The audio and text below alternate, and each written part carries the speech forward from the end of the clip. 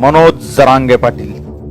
मित्रांनो, आम्ही अगदी 5वी किंवा 6वीत असताना या माणसाचं पहिल्यांदा नाव ऐकलं होतं. त्यावेळेस मराठा समाजाला आरक्षण मिळावे म्हणून या माणसाने गावागावातून तरुण पोरांना गोळा करून मोर्चासाठी थेट मुंबई येथे स्वतःच्या खर्चातून नेऊन मोर्चा गाजवला होता. अगदी साधा सुद्धा माणूस त्यावेळेस मराठा समाजाचा गोदापट्ट्यातील बुलंद आवाज म्हणून गाजत होता. ना कुठलं फेसबुक, ना व्हॉट्सअप, ना सोशल मीडिया तेव्हा हे खेड्यापाड्यात कोणाला माहीतही नव्हतं. खरं तर हा माणूस त्यावेळेस राजकीय क्षेत्रात जर शिरला असता तर आज चांगला पैसा, पद कमवता आला असतं. पण नाही, जोपर्यंत माझ्या समाजाला आरक्षण मिळून देणार नाही तोपर्यंत मी थांबणार नाही, विकणार नाही, झुकणार नाही आणि घेतला बसा टाकणार नाही म्हणत गेल्या 22 वर्षापासून अखंडपणे हा माणूस स्वतःची पदरमोड करून अविरतपणे समाजासाठी धडपडतोय.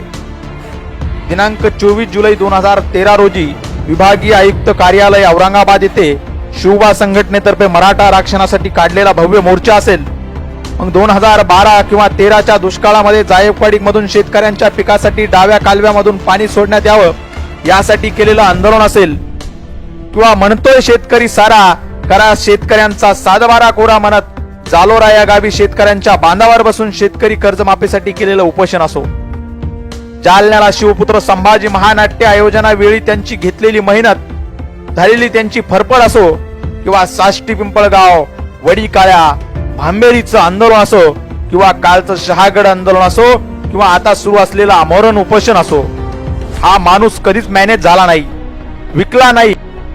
अरे आतापर्यंत समाजासाठी लढणारे कित्येक नेते कधी सायकलून फिरता फिरता फॉर्च्युनर मधून फिरायला लागले आम्हालाही कळालं नाही. पण समाजासाठी लढता लढता स्वतःची 15 एकर जमिनीचा 7/12 2 एकर वर आला तरी हा माणूस थांबायला तयार नाही. अरे या उलट हा माणूस स्वाभिमानाने सांगतो, अरे माझा जीव जर माझ्या समाजासाठी कामी आला तर ते मी माझं भाग्य समजेल. अरे मला काही नको, हा जो तुमचा विश्वास आहे, हे जे तुमचं प्रेम आहे ते मला जगण्यासाठी काफी आहे. तर अरे मी माझ्या बायकोला सांगून आलोय, एक तर मग ही अंतयात्रा निघेल किंवा आरक्षणाची विजय यात्रा निघेल. कुंकूपासून तयार आहे. आणि मग अरे हा माणूस जर समाजासाठी एवढं बलिदान द्यायला तयार असेल तर मग आपण या माणसाच्या मागे खंबीरपणे उभं राहणं हे आपलं कर्तव्य नाही का? अरे आता आमचं ठरलंय, मनोज जरांगे पाटील ठरवतील तेच धोरण आणि पाटील बांधतील तेच तोरण. खूप झाला अन्याय, खूप सहन केले हल्ले, आता बुर्जा सगट जागे करू मराठ्यांचे किल्ले. अरे आमच्यावर संतांचे संस्कार आहेत, आमच्यावर जिजाऊंचे संस्कार आहेत, म्हणून आम्ही आतापर्यंत शांत होतो. पण लक्षात ठेवा, त्याच संतांनी आम्हाला भले त्यासी देऊ कासेची लंगोटी, नाठाळाच्या माथी हाणू काठी हेही सांगितलेलं आहे. अरे माणुसकीच्या शत्रू संगे युद्ध आमुचे सुरू, जिंकू किंवा मरू आम्ही, जिंकू किंवा मरू. लढती सैनिक लढू नागरिक, लढतील महिला लढतील बालक, शर्त लढ्याची करू, जिंकू किंवा मरू आम्ही, जिंकू किंवा मरू.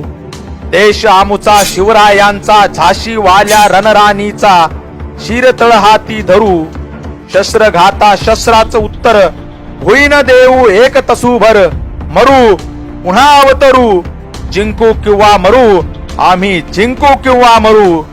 आता हानी हो कितीही भयंकर, आता हानी हो कितीही भयंकर, किंवा पिढ्या पिढ्या हा चालो संगर, मात्र अंती नक्की आम्ही विजयी ठरू, मात्र अंती नक्की आम्हीच विजयी ठरू.